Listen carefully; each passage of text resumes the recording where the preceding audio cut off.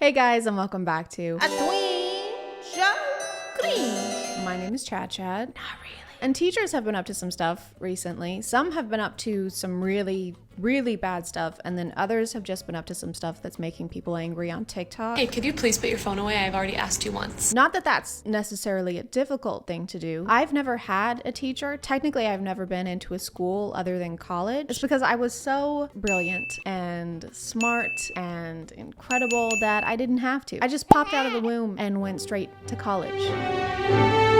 I wasn't homeschooled. Just remember that I have no experience with having a high school teacher other than my mom, and that was a lot of fun because if I ever pissed my teacher off, the passive aggressiveness didn't stop after the bell rang. I didn't have homework, but if I failed a math test, I wouldn't get to stay on the health insurance plan, so...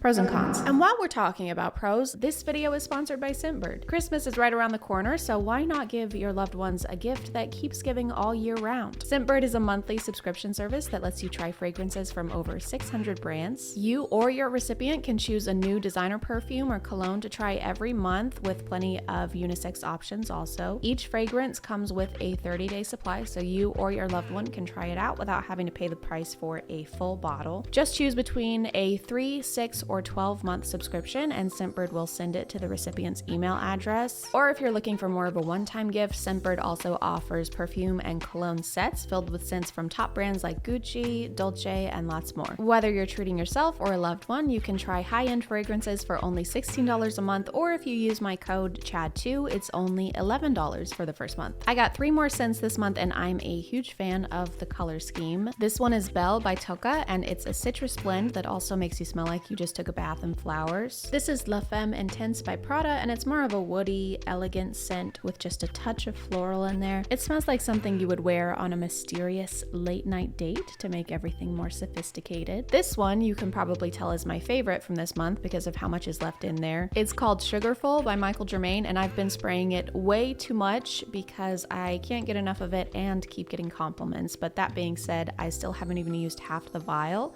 so there's plenty of product in these. Scentbird vials are actually 8 times bigger than regular samples you would get at the store. This one smells sweet, like a mix of strawberry and cotton candy, but also has some sandalwood to balance it all out. This is definitely my favorite, and I'll actually be buying the full bottle of Sugarful because it's amazing. Scentbird is a flexible subscription, so if you need to skip a month or anything, there are no penalties. Plus, they are now available in Canada too, so if you want to try Scentbird out, be sure to use code CHAD2 to get 30% off your first month. Thank you to Scentbird for sponsoring today, and let's get back to the video. This teacher's account has had a lot of viral TikToks this week. You might have seen them. I've seen at least 3, plus stitches and duets.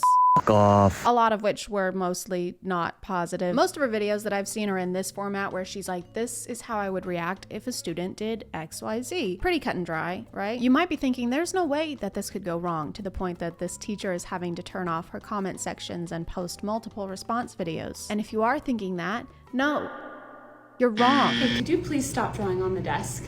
What? Oh, yeah, I'll stop. All right, class, open your books. Hey, didn't I just ask you to stop drawing on your desk? Here, use these, clean it up. What? Fine. So the student won't stop drawing on the desk, and she's annoyed by it, which makes sense. I mean, schools usually want to keep their property clean, I would assume, but the comments seem to have a different opinion. It comes off, just let them draw. Or let them draw, then have them clean it after. There are a lot of people saying that this is ridiculous and she should leave them alone because drawing on the desk helps with anxiety. I guess I could maybe see both sides to this. On the one hand, if it's just like an absent-minded scribble, if it's a pencil you're using and it comes off using these wipes, it doesn't seem like that big a deal. Unless what you're drawing isn't school appropriate. What are you drawing, Johnny? This? Oh, it's actually a massive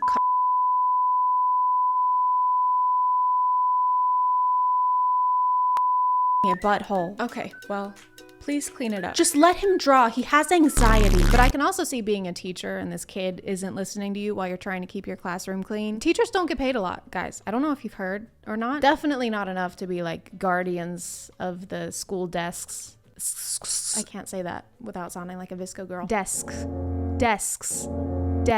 Like, is that in the job description for being a teacher? Must be able to teach kids 9 through 12, must make TikToks between class periods, and must personally ensure the safety and quality of all desks on school grounds with your life. Or you're fucking fired. Miss Cheney. Yeah?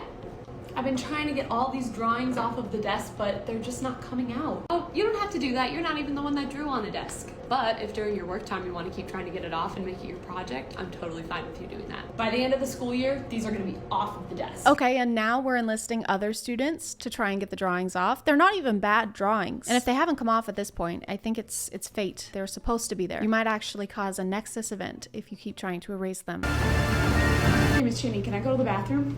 Yeah, of course, go ahead. Okay, thanks. This is something I'll never understand about school, is having to ask to go to the bathroom. I have anxiety. Shocking, but it was a lot worse in high school, like a lot. If I had been in school and had to ask for permission to go to the bathroom, I just wouldn't do it. I would just remove the need to use the bathroom from my body. I would transcend morality. You have to raise your hand, the teacher stops talking and everyone looks at you, and then everybody is gonna know that you, a human being, use the bathroom. That's fucking embarrassing. All right, here you go. Hey, when you go to the bathroom, if you're getting a snack, could you just let me know? I don't understand the issue with this one because they got snacks. Kids eat a lot. They probably were just hungry and grabbed them from the vending machine on the way back. Not really what I would call sus unless they came back through the vent. Bye everyone, have a great day. See you tomorrow. Hey, can I chat with you for just a sec? Okay, so do you have any medical conditions I need to be made aware of? Are you legally allowed to ask a student that? Like, are you allowed to just go up to them and be like, hey, I was just wondering, is there a particular reason, perhaps a medical one, that you shit so often? Or is shitting violently and frequently just like a hobby of yours? The 10-15 minute bathroom breaks really need to end. Our class is only 45 minutes long, which means you are missing a lot of instruction by being gone for 15 minutes. Personally, I don't think I would ever be able to go up to a student and ask them what they're actually doing when they're using the bathroom. That just seems stressful for all parties involved. Maybe there's a better way to go about it, right? Like maybe you could have students fill out forms detailing their entire medical history the first day of class, or put security cameras in the bathroom stalls. It's way less intrusive. I think the biggest reason I've seen so many angry comments on this account is about this particular topic, which is students having cell phones in class. Hey, can you please put your phone away? Thank you. Hey, could you please put your phone away? I've already asked you once. Thanks. Okay, here's the deal. I shouldn't have to ask you 3 times to put your phone away. I can see that you're playing a game. So you're gonna put your phone in the phone jail and it'll sit over there until the end of class when you can pick it up right before you leave. Sound good? Here you go. She had to turn off comments on this one, but I've even seen people go onto her other videos just to leave a comment about this one because it made them that angry. Again, I've never been to a high school class, but if you don't want your phone taken away, then maybe just don't be on it when the teacher looks at you. I mean, whenever I was sitting in class, I would check my phone, but you have to do it discreetly. So it just seems like this student is bad at being sneaky. Like, if you can't check your phone without your teacher busting you every time, you kind of deserve to have your phone taken away at that point. Just get better at being deceitful. It's the right thing to do. I teach high school and I think this policy is very fair. If they finish early or if I tell them that they can go on their phones, then they can go on their phones. Also, if we have long class periods, which some days we do, I'll work in like a 5-minute phone break for them to have a brain break. But if it's work time, if I'm speaking, or if they're taking a test, phones should be put away. I mean, yeah, of course you can't be on your phone during a test. Why is that even an argument? Hey, Sarah. What's up? We're taking a test, as you know, and I couldn't help but notice you have all the answers pulled up on your phone. Yeah? Yeah, so I'm gonna have to take that. Yeah, you can't take it. It's my property. Okay, well then I have to fail you. I'll draw on the desk. No, please. Sarah, okay, don't touch the desk, all right? I am so sorry. Just forget I said anything. No, please. I looked for forever on her page for the TikTok that started all this drama, and apparently it got deleted, so all I could find was this duet. Are you sure you don't want to put it in here? It's just going to sit over there until the end of class and you can pick it up before you leave. No? Okay, so that's blatant disrespect towards me, your teacher. So I'm going to call down to the office. An administrator will come down. They'll bring the school officer. The school officer? Is that like a security guard? So we're calling security because a student was watching TikToks in class. I mean, unless it's like during a test and the student is refusing to get off of their phone. But still, why wouldn't you just fail them on the test and then tell the kids' parents that they're being a shithead? I think it's mostly the delivery on this one. It's a little more intense and the comments are saying that it's condescending. My personal theory is just that a lot lot of people have had a similar experience to this with getting in trouble with a teacher, and the cadence of this video So that's blatant disrespect towards me, your teacher. is sending them into what is known as the scientific response of fight, flight, or leave angry internet comments. She does other kinds of videos just generally talking about what it's like to work as a teacher. She also does what I ate for lunch today videos. She seems like a genuinely nice teacher who cares about teaching kids. I feel bad that she's having to turn off her comments, but I guess she had to make a follow-up for the desk drawing video because of the amount of negative comments on that one. All right, class, who can answer that? Hey, could you please not draw on your desk? I don't want it to stain the desk. Oh yeah, I'll stop. Dang, but...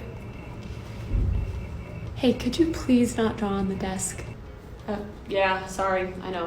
Okay, so here's a piece of paper for you to draw on instead of the desk, and here's a wipe to clean it off.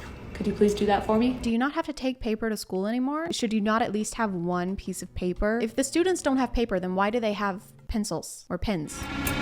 Doesn't add up. To combat the desk drawing, she might have to start collecting pens and pencils like she does cell phones before class. Hey, Sarah. Oh, hey, Teach. I couldn't help but notice that you've been using your pencil a lot during class, the pencil. So I'm just gonna have to ask that you put it in the pencil jail. No, put it in here. okay. It's just gonna sit over there until the end of class. It'll be waiting for you. I think I'm good. Okay, so that's blatant disrespect towards me, your teacher. I'm gonna have to contact the FBI and saw off 2 of your limbs with this rusty machete. As always, y'all can let me know what you think in the comments, but I'm gonna call it there. Also, if you're interested in Scentbird, be sure to use the link in my description or the code CHAD2. It does help out the channel. Plus, you get a discount off of your first month. And if you are still here, thank you so much for watching. I appreciate you clicking on my video out of all the videos that are on here, and I'll see you next time. Okay, bye.